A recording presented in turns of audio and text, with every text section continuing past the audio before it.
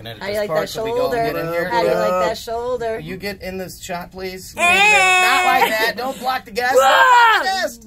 I'm totally kidding. That was... So, we've been talking about this this new Week in Report video player that we have and how we can have fun with it and shoot videos throughout the week and post extra content for you guys. And so, here we are.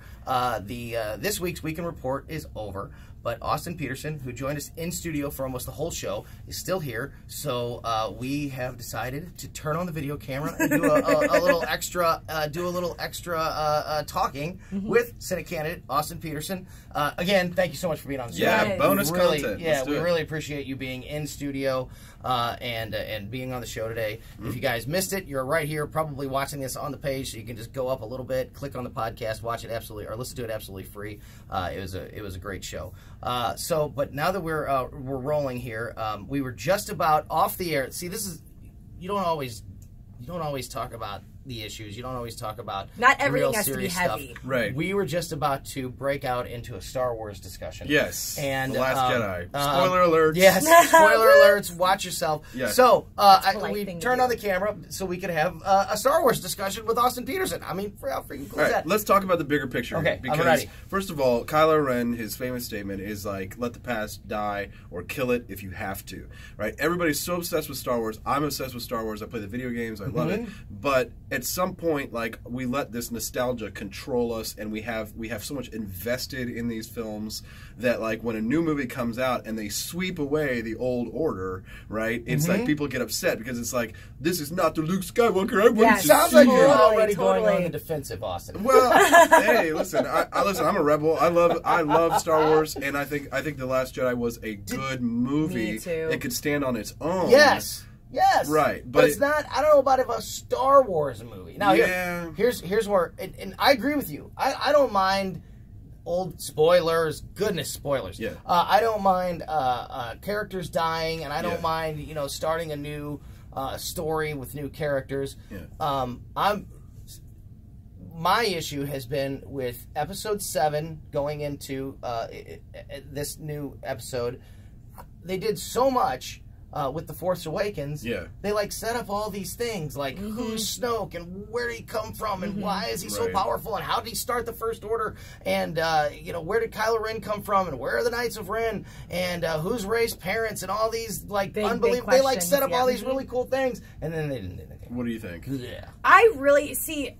I'm a Star Wars fan for sure. Yeah. Everyone here at MS Communications outranks me in everything Star Wars because you guys are super fans. Everyone else is super fans. I enjoyed it because I love action movies. I thought it was action-packed. Love that. Love the scene. Sorry, I'm saying spoiler. I'm third person saying it, but I'm saying it. I love the scene where Kylo Ren and Rey are bridged. I think that's fantastic. What? I like whenever that happens. Oh my gosh! But that's my favorite part of the whole entire film. I thought that connection was completely amazing.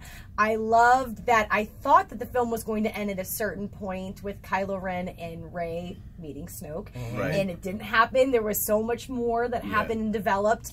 I don't know. I just thought it was a fascinating movie. I love CGI. Yeah. I know they spent a lot of money on it, so I appreciate it. So here's the thing. It's not Shakespeare. It's Space Wizards. Totally. So you gotta have those. You can't set your expectations too high. You know what I thought was actually a missed opportunity that I would have liked to have seen is that you had Finn, like you had this tension that was built up in The Force Awakens with him and Rey.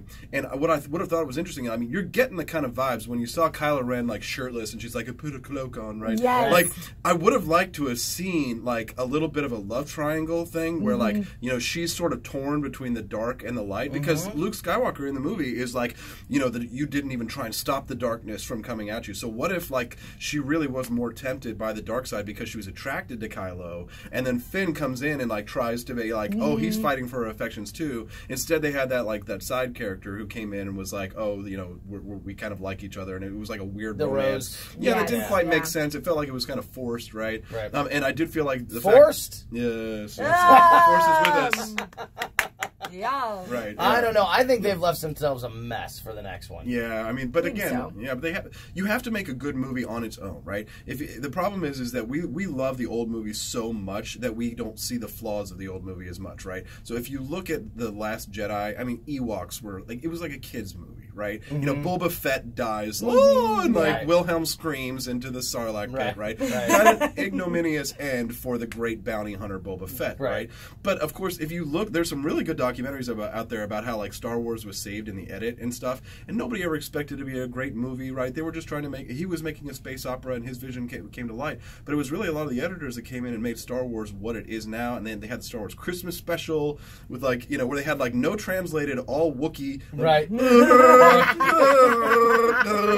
know, and it was like, and so like there's a lot of weirdness out there. You know, people are trying to get it out of the Star Wars canon. I mean, come on, nerds. Like, like I've leveled up. I spent my Christmas, the free time that I had, leveling up my Star Wars Battlefront characters on Xbox. There you go, right? So I'm invested in the canon, but I think that we take it a little too far sometimes, and we put our expectations on it. Yeah, really high pedestal. Yeah, high pedestal, right? Well, I think we've solved it. I think we've got to the bottom. I think this has been the best Last Jedi review.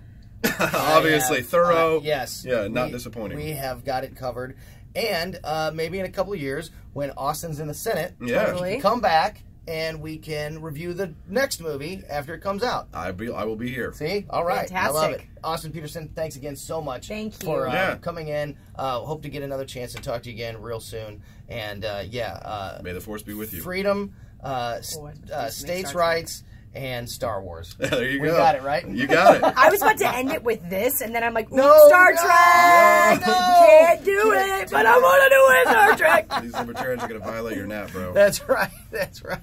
All right. Thank you, guys. We'll see you again real soon. Thanks for watching and listening to The Weekend Report.